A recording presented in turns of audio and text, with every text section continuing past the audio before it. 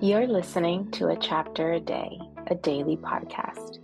The Bible comes alive as we read a chapter out loud each day. Hello, everybody. It's time for a chapter a day. We're reading Genesis chapter 44. Here's what it says. Now Joseph gave these instructions to the steward of his house. Fill the men's sacks with as much food as they can carry, and put each man's silver in the mouth of his sack. Then put my cup, the silver one, in the mouth of the youngest one's sack, along with the silver for his grain. And he did as Joseph said.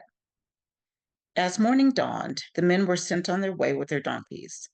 They had not gone far from the city when Joseph said to a steward, Go after those men at once, and when you catch up with them, say to them, Why have you repaid good with evil?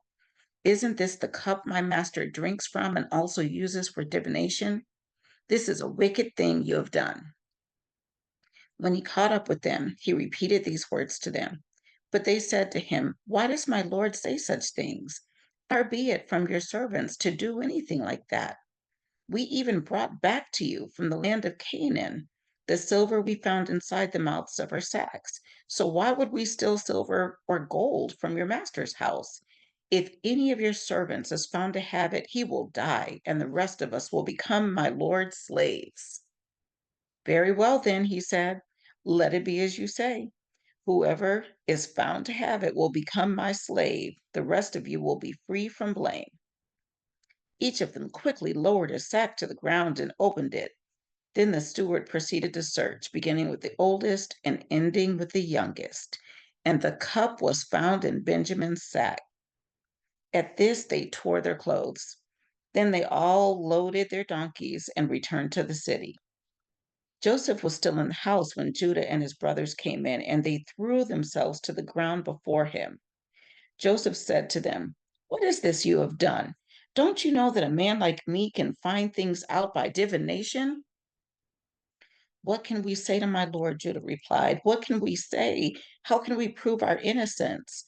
God has uncovered your servant's guilt. We are now my Lord's slaves, we ourselves and the one who was found to have the cup. But Joseph said, Far be it from me to do such a thing. Only the man who was found to have the cup will become my slave. The rest of you, go back to your father in peace. Then Judah went up to him and said, Please, my lord, let your servant speak a word to my lord. Do not be angry with your servant, though you are equal to Pharaoh himself. My lord asked his servants, Do you have a father or a brother? And we answered, We have an aged father, and there is a young son born to him in his old age. His brother is dead, and he is the only one of his mother's sons left, and his father loves him. Then you said to your servants, Bring him down to me so I can see him for myself. And we said to my Lord, The boy cannot leave his father. If he leaves him, his father will die. But you told your servants, Unless your youngest brother comes down with you, you will not see my face again. When we went back to your servant, my father, we told him what my Lord had said. Then our father said, Go back and buy a little more food. But we said, We cannot go down. Only if our youngest brother is with us will we go. We cannot see the man's face unless our youngest brother is with us. Your servant, my father, said to us, You know that my wife bore me two sons. One of them went away from me, and I said, He has surely been torn to pieces, and I have not seen him since. If you take this one from me too, and harm comes to him, you will bring my gray head down to the grave in misery. So now, if the boy is not with us when I go back to your servant, my father, and if my father, whose life is closely bound up with the boy's life, sees that the boy isn't there, he will die.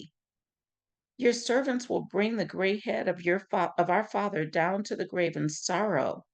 Your servant guaranteed the boy's safety to my father. I said, If I do not bring him back to you, I will bear the blame before you, my father, all my life. Now then, please let your servant remain here as my Lord's slave in place of the boy, and let the boy return with his brothers.